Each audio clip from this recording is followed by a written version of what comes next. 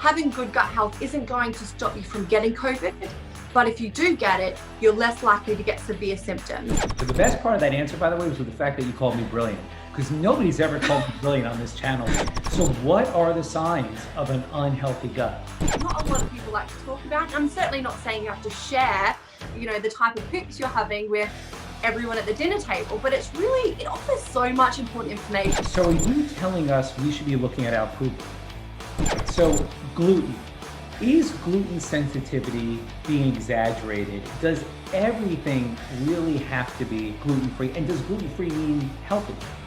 Okay, so what are the signs of an unhealthy gut?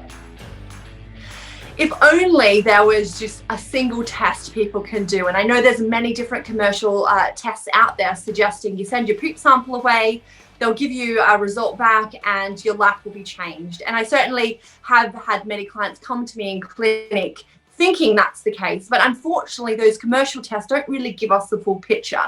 So for everyone at home, what I would recommend is, there's a number of simple things we can look at. So one is, of course, our poop.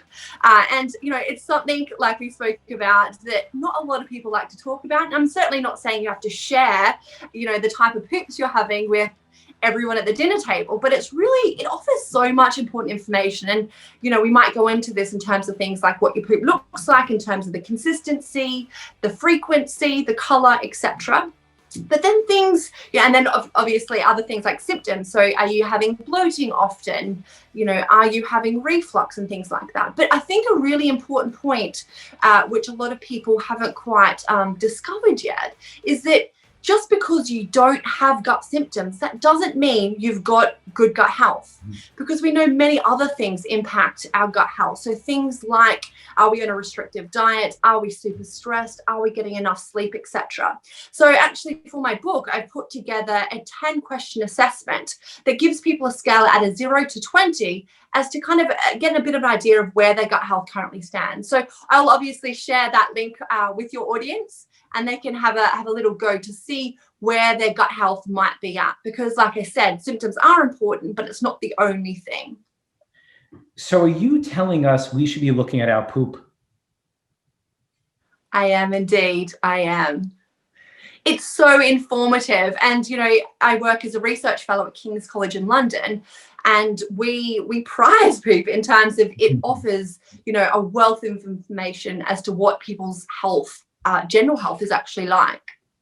Okay, so you brought it up, so I have to go there a little bit. What does healthy poop look like?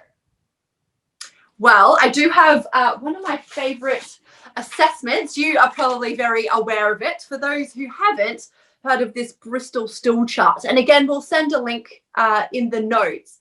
But essentially, there are 7 different types of stool.